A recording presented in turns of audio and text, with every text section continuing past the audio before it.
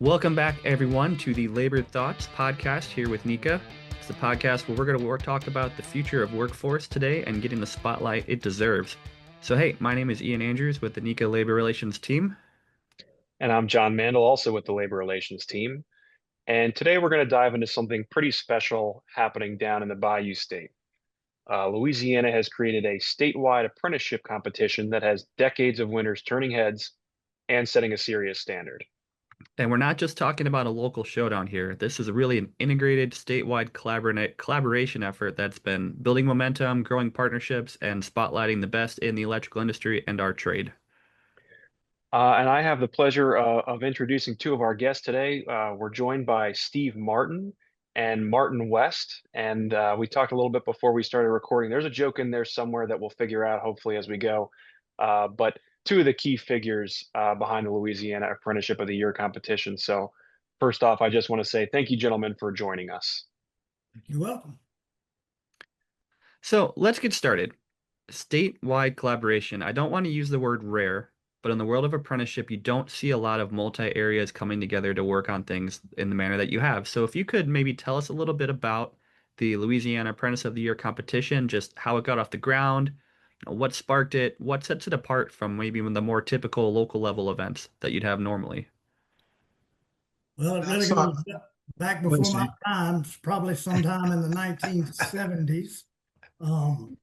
It was started by the Louisiana Council of NECA, and it is still promoted and funded by the Louisiana Council of NECA. And it's rotated from city to city across the state each year. So it's worked really well through the years. And we did not get to have the competition during the COVID year. I believe 2020 we had to skip. But other than that, we've been doing it since the 70s. Oh, that's excellent. Martin, do you have anything to add to that? Yes, basically we have 7 locals, IBEW locals, that actually compete, bring a contestant to our competition each year. Each one of those select a winner from that jurisdiction. And then those 7 people come in and compete hands-on on a written test. Steve Martin does the actual written test, which consists of 100 questions and about a 3-hour test. And then after that, and then we have a hands-on competition, and then we take the scores, tally them together, and come up with a statewide winner. Wonderful. And it's not every day that you really see a full-scale apprenticeship program, especially with collaboration like you guys have. So maybe Steve, you can paint us a little bit of a picture, and Martin touched on a little bit, but what does this competition actually look like, right? We have the written portion of the test. It sounds like 100 questions. And then there's some hands-on skills that go along with that. But what are those specifically? What are those challenges or evaluations that apprentices go through?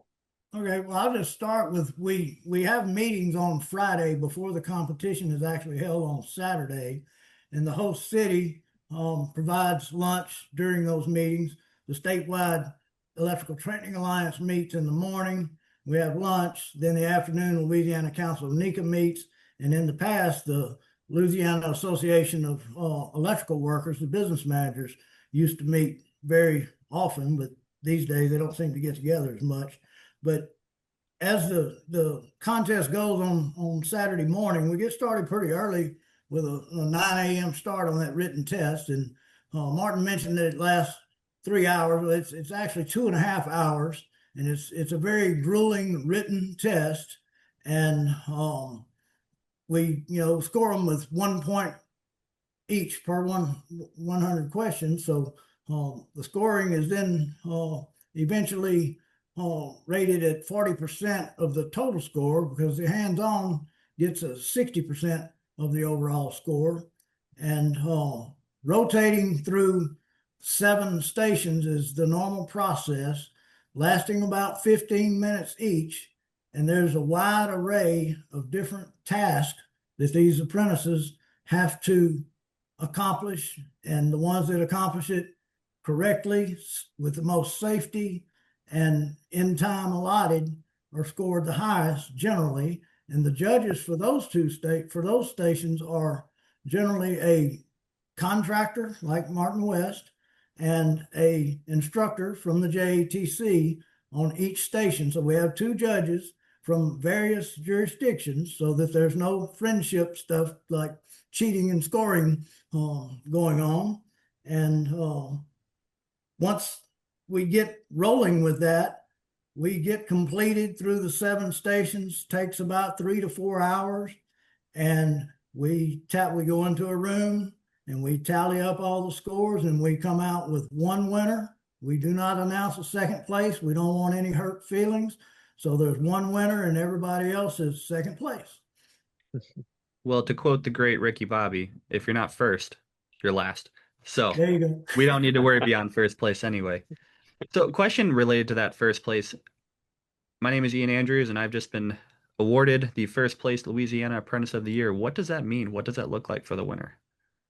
I'm going to tell you what it means for me, because in 1985, I was awarded that award. It was a man that was a NECA chapter manager at that time named Glenn Pickett. And I was a young man at that time. And he came up to me, he said, Martin, you have no idea what that's worth. At the time, he said, that's worth $50,000 right now. You can anywhere in the United States and go to work if you want to go. So for me, it was a special deal. 40 years ago, I won that award. I won it in Monroe, then I went on the statewide competition, competed and won it. And what made it even more special was the man that we know that I finished ahead of was Glenn Brannon, one of the IBEWS acts now. Well, I guess He we can brings talk it up to about me one all the second place time. winner then. We're going to still count him. He had a pretty spectacular career afterwards as well. He did. He did. Had a great career, great guy. So obviously talking about some of these winners and the hoops that they have to jump through to go through this competition. You said there's 7 different programs that coordinate across the state. That's got to be a logistical nightmare to coordinate all those people. How do you guys get the locals, the training centers, and the NECA chapter and the employers to pull this off together? What's the secret sauce that you guys have to make this thing work?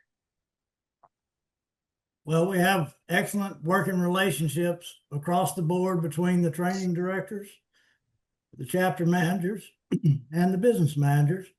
And that always helps whenever you're trying to do any event. And we're putting it on for the apprentice. And we're hoping that they have a good time doing it, plus a competitive time and a fair time. So it's something that we, just get together ahead of time and try to plan it as we would have it from years past to be a positive thing and get it completed on time, and hopefully nobody sheds any blood during it. But sometimes you bust a knuckle or something and you got to get a Band-Aid on or what have you. It's fierce competition. I'm imagining Top Chef, and if they cut themselves and everybody put their hands up, stop working, stop working. Yeah, what I'd like to add to that is, Steve does a great job every year of pulling all that together for us. And Steve handles most of the written tests and handles a lot of the logistics and everything going on for us, contractors, and getting organized of who's bringing what boards and different things. And then our partner, he handles a lot of the hands-on. He kind of runs the hands-on for us. So two of them together over the last 25 years have done a great job managing it all, along with work of the contractors and IBEW locals. Each one of those business managers done a great job of working with us, and without them, this partnership couldn't work. It's been a collaborative working effort. No, that's excellent. Well, and a question for you both too. You had mentioned, Martin, that you were a past winner, and that Glenn Brannon was also, in that competition and finished closer to the top. For the listener out there in the NECA IBW universe, are there any other maybe past winners or high-level competitors that you'd want to name drop somebody might recognize? I have a few, Martin, if you want me to say. Yeah. First of all, Kirk Davis, NECA president. He was a product. I'm not sure if he was the outstanding apprentice in his class that year, but he went through the program. Glenn Brannon's already been mentioned. Todd Stafford, the ETA director. He went through the program in Baton Rouge. Of course, Martin went through, and he's the governor of the Northeast Louisiana chapter. I went through apprenticeship in the 80s, probably just behind the years that Martin went through. And I did not make the competition, but Another one that comes to mind is my chapter governor, Mr. Jimmy Feazell, and he's going to be receiving the induction to the academy this year. So I'm proud of that. Well, there's so much to be proud of. Yeah, and to add that, I have a couple here locally. Eric Schofer, who's EMS here in town. He was Apprentice of the Year for this local, and yeah, Copeland Electric, which is doing a lot of metal work here in our area now. He was also a winner of the local competition.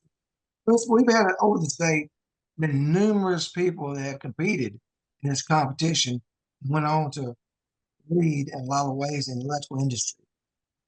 Yeah, that's definitely a lot of high profile names in a lot of high profile positions and a lot of success that's come out of this, which is wonderful to hear. I mean, the collaboration you guys have and the successes that have come from this, I think is really important. You know, Steve, you had mentioned that this kind of already was a thing that was going on before you got here, right? You went through this program and things like that. So maybe you can tell us a little bit about some early obstacles that you guys faced when you took over helping to run the program, and what advice would you give to some other states or regions that are thinking about maybe doing the same thing, right? They might listen to this and say, hey, that's a great idea. I'd love to get our state on board. What advice would you give them? Well, I don't want to be negative, but we through the years have had some problems getting enough contractors to come and participate.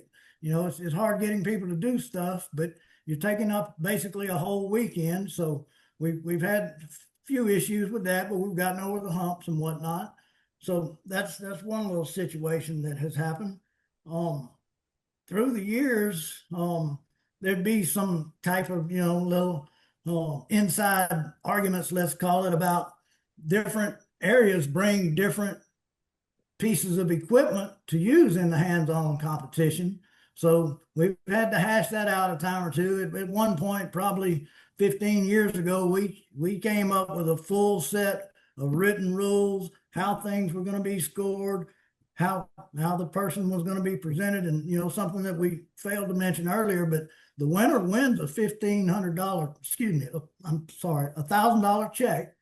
And so, it's a lot on the line, and we present every one of them with a plaque stating that they were the outstanding apprentice from their local jurisdiction, their local JATC. And with that, the one winner is announced, and the business managers started a little thing. They take up a little bit of cash money, and they present that winner with whatever amount of cash they come up. I think they just put up like $25 each or something, and it's a little additional take-home money for the winner. And we invite spouses, children, guests, friends, parents, grandparents, whoever's welcome to come and enjoy the festivities. And it's just a good gathering to build labor relations, if you will, across all facets of our industry. Oh, that's excellent. Well, let's zoom out on that, talking about the labor relations side. Has this competition helped maybe elevate, apprentice and workforce and labor recruitment, 1.01 issue for NECA contractors across the country? Has this historically maybe raised the profile of the electrical industry within Louisiana? Like, are you seeing more interest with people in the trades that maybe wouldn't have considered otherwise, knowing that you've got so many success stories and the ability to spotlight this and kind of how you've scaled it since inception?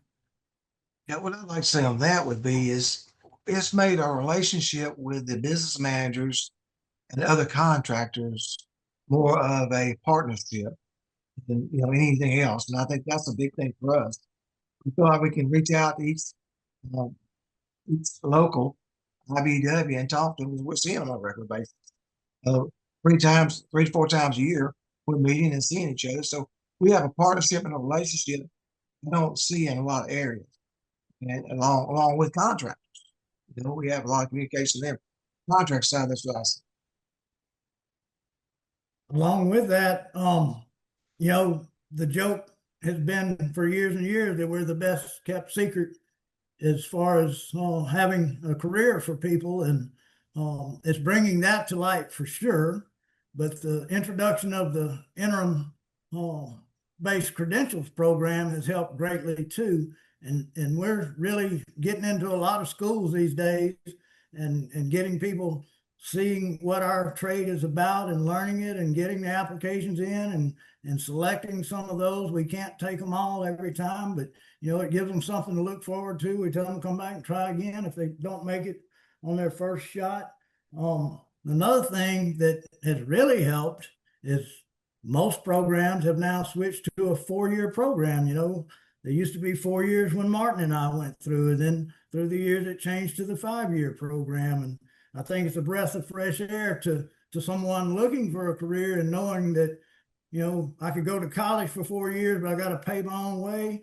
But I can go to work with my tools and learn a trade, and I'm making money. And, some of them get married at an early age and have children and raise their children through apprenticeship. And, it's just a good career opportunity. And it has opened a lot of people's eyes these days. And we've got, a lot of outreach with multiple ways, but going to those high school counselors and saying, hey, if you have people that aren't destined for college, can you just point some of them in our direction? And I know up in Monroe, they really get some really good guys, from out in the rural areas.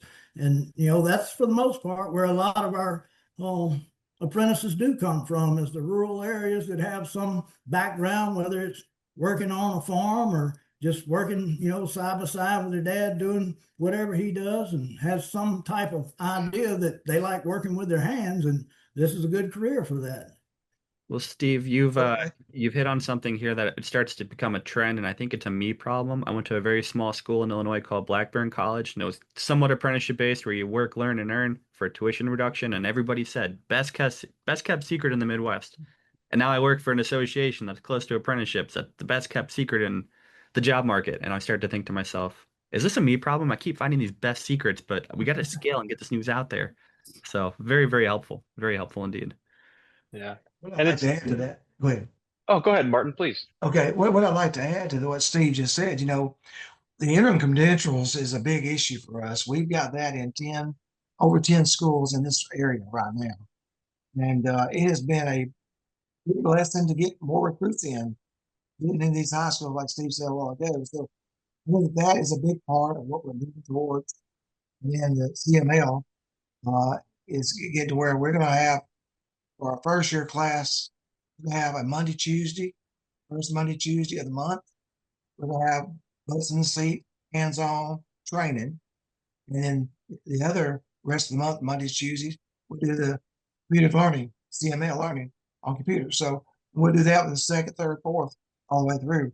Each month, we'll have the first year be the first Monday, Tuesday, second year, second Monday, Tuesday, and third, fourth.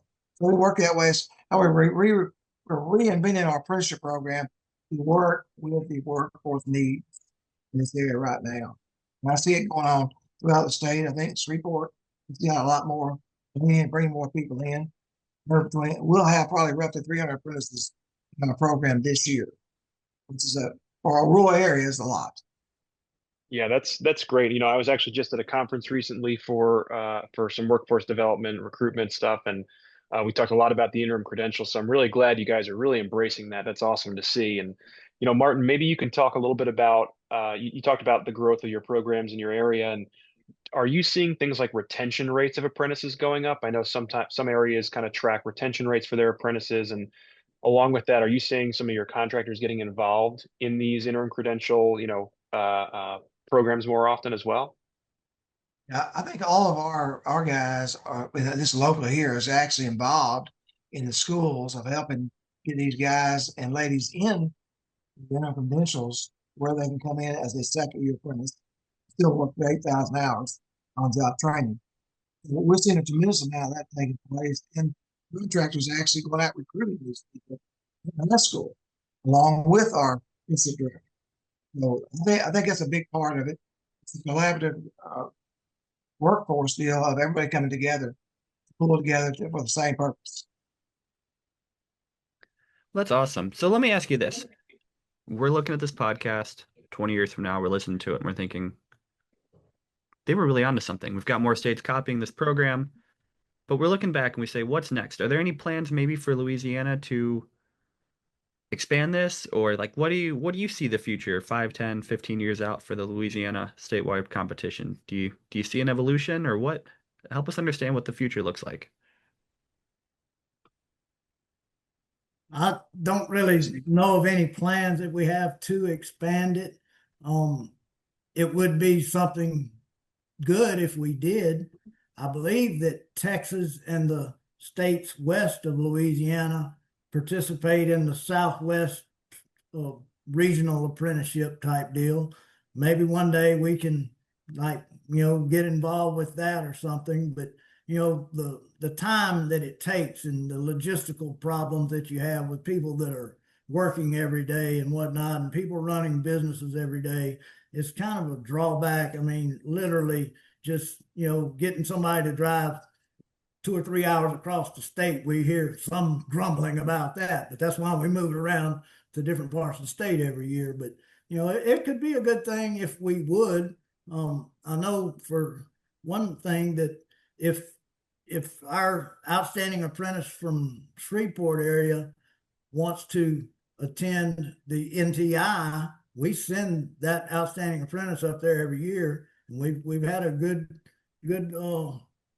past with that. I don't think that we've missed a year since I've been here sending someone there. And I think years ago, Jimmy Fiesel, when he was outstanding apprentice, he told me that they did participate in the Southern States apprenticeship program, and I believe that was held down in Florida somewhere. And then likewise, he said that this chapter took him to the NECA National Convention the year that he completed the program too. So all that goes hand in hand, to build a reputation that, hey, it's more to this than just what meets the eye here. Yeah, what I'd like to add to that was that when I won it in '85, they actually, Twin City Electric, I was working for them. They took me to the NECA National Convention in Las Vegas that year. And ironically, I ended up, NECA contractor. So I think there's a lot of good comes out of that. But what I'd love to see happen would be to have it at a national level. You had a outstanding apprentice from every state and compete more of a hands-on competition on one of the days at the national convention. That's where I would see it could go to. I know that there's a little of that going on now, but not to that same level. And I think it could be a hands-on and everybody have a little skin in the game from each state. No, I think that's fantastic. And you hit on, I mean, no free ads, but I would gladly promote the Outstanding Apprentice Group at NTI. It's an awesome opportunity to bring, obviously the high risers within the industry amongst their peers, get the exposure to NECA IBW, bringing them to the convention and Apprentice Day, or just coming to be a guest of the chapter. Great opportunity to show them the association and the partnership and what this looks like at scale. And it's very easy for somebody that's an aspiring leader and growing and showing the fortitude to evolve, to grow, because they can see what's in front of them with exposure they wouldn't have had otherwise. So thank you both for that continued support across the industry to bring the apprentices with them, with you, with them, through for them, for the industry forward. Like, it's just everything about that really, really warms my heart. So thank you for doing that. Welcome. Yeah, definitely agree with that. And so, you give me some thoughts on growing this thing and the successes you guys have had and continue to have with your Louisiana apprenticeship model. So maybe you can give me this kind of as a lightning round last question here. So I'll ask to both of you. Say you're in an elevator with somebody from another state and you've got one sentence to sell them on your apprenticeship program. What do you say? Martin, let's start with you. I see the wheels turning. You said one word? One sentence. I'll give you the One sentence. sentence. I would say life-changing career is what I would say to them. If you want a life-changing career, join our program. That's I what I would like say. it. I like And it. I would say, we get a positive outcome from the investment that we make in our apprenticeship. And this is where we shine the light on that, is by producing these outstanding apprentices. I love it. Well, gentlemen, Martin West, Steve Martin, thank you so much for joining us today on the Labor Thoughts podcast and helping us understand your big ideas and honestly just bigger, broader, and excellent collaboration for building the future of the trades in Louisiana and for the electrical industry as a whole. On behalf of NECA, thank you so much for all you're doing every day to make sure we have a bright future with the best electrical workforce and future leaders out there. You're a big part of that, and we appreciate that. Well, you're Thanks, welcome. We enjoy doing it. Yeah. thanks for the time today, gentlemen. All right, now we're going to kick it to ourselves as we pivot the conversation to a new topic and a new guest. We're going to be diving deep into something that affects every NECA contractor, but it's not always well understood. And it's how our Board of Governors actually operates and makes decisions. So that's right, we're going to talk about today the real mechanics behind NECA's governance, from labor hours to voting, from chapters to the national level. This isn't inside baseball, this is how decisions that impact your chapter's business actually get made. And we're joined by a very special guest, Traci Walker. Traci, welcome. She's our NECA's Chief Financial Officer who has a front row seat to the operational mechanics that make our governance system tick. So Traci, thank you for joining us. Oh, thanks so much for having me. It's really hard to believe that the Board of Governors meeting is coming up quickly. We're busy preparing. So looking forward to that meeting. Now, thank you for joining us, Traci. Yeah, talk about coming up quickly. I feel like it's time for Christmas shopping as we're in the middle of July as well. The year has flown by.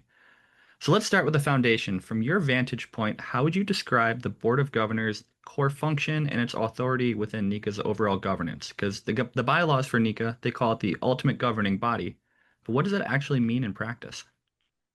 Right. So the Board of Governors, as the ultimate governing body, is at the top of the organizational hierarchy, and it has the final say in major decisions. According to the bylaws, the Board of Governors shall control the association's assets and affairs and formulate its policies and programs.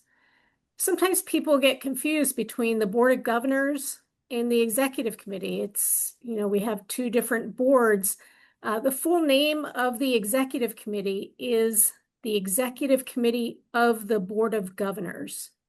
The Executive Committee is authorized to act in matters specifically assigned to them per the governing documents or per directives of the Board of Governors.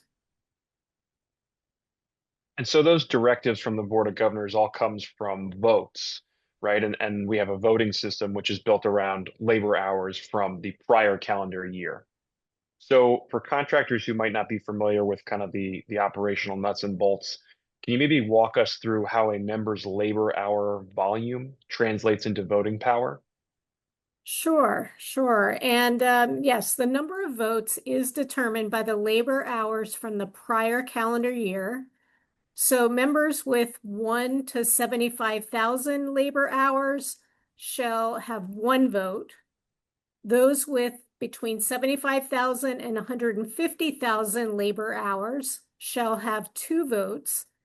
And those with more than 150,000 man hours shall have three votes. Keep in mind that in order to receive votes, the member must be in good standing 30 days prior to the Board of Governors meeting. For this year's meeting, that means that annual dues and service charges through the payroll month of April must be received by August 13th. That's super helpful. So just so I'm making sure I understand, if I'm a chapter executive and I have a contractor with 50,000 labor hours, that would be one vote. If I had another that had 100,000 labor hours, that would mean they have two votes.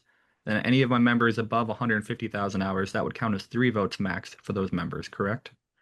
Yes, that's correct. And that's as long as the contractor member is considered in good standing. Okay, so let's assume that they're all in good standing and these are all individual members that get those votes based on their labor hours. But when we have this Board of Governors meeting, it's the chapter governors who are casting those votes. So how does that translation work? Like, does a governor from a chapter with 50 members get to cast all 50 of those individual member votes as one unit? How does that work? Yes, you are correct. The chapter governors are casting votes on behalf of the members from their chapters. And when the governors arrive at the Board of Governors meeting, we provide them with a document that shows those total number of votes that have been calculated for their chapter.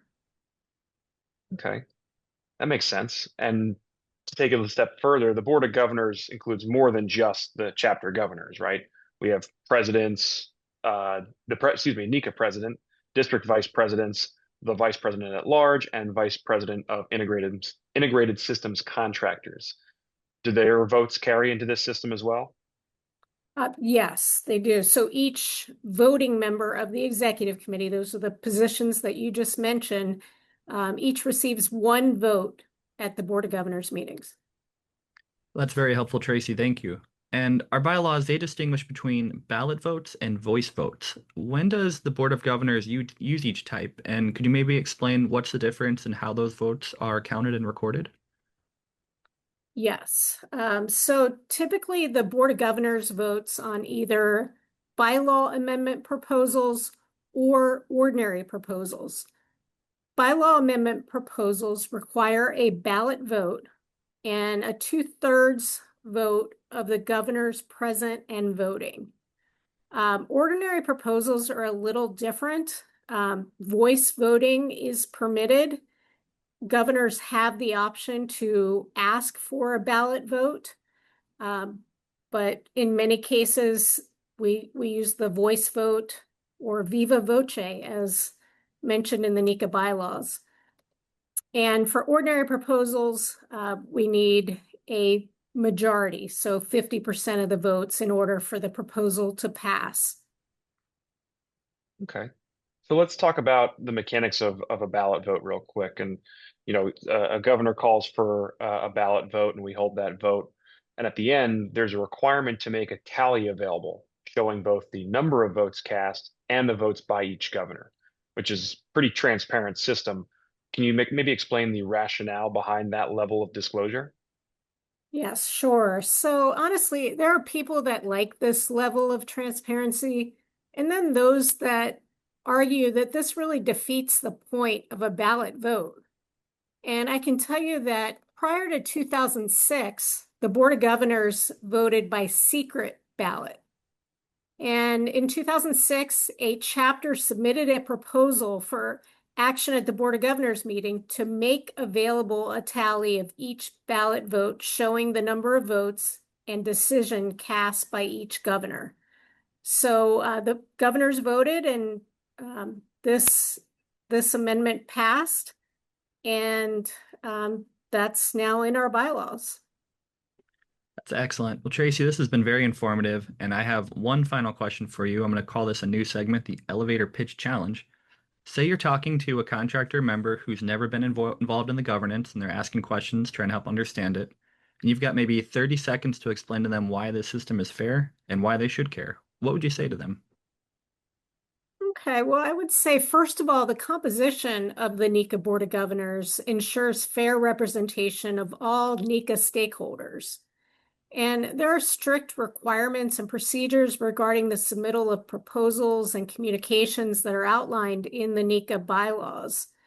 Weighted voting, as we talked about, it's used at the meetings to ensure fairness and proportionality in decision making. And we also talked about the fact that the results are available upon request, adding another level of transparency. As far as caring, everyone should certainly care, as the proposals that are brought forth at the Board of Governors meetings often have a significant impact on chapters and contractor members.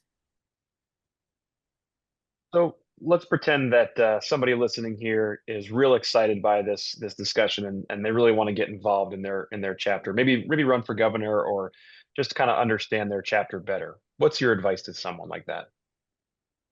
So yeah, it'd be great to get more involved, serve on a chapter committee, on a chapter board.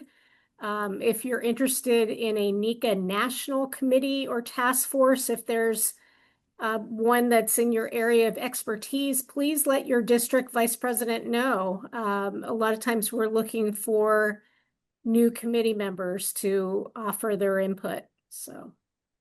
And I would plug, I believe we're having a new governor and potential governor onboarding session at the NECA convention. That's part of our plan as driven by NECA's executive committee to help educate the governors working for our chapters and our members across the country. So if you're listening and you hear that, be sure to check the convention education schedule for when that will be. Well, that's a wrap. I want to give a huge thanks to Traci Walker for coming on today and helping us understand the real mechanics behind NECA's governance, from the labor hours to the voting powers and from chapters to the national level. I'm going to echo that. Thanks so much, Traci, for tuning in with us. And for our listeners, If you got questions about NECA's governance or other industry topics that you want to see us cover, please feel free to reach out to Ian or I. Don't forget to subscribe and share if this was helpful. And until next time, keep building the future of our industry. One informed decision at a time.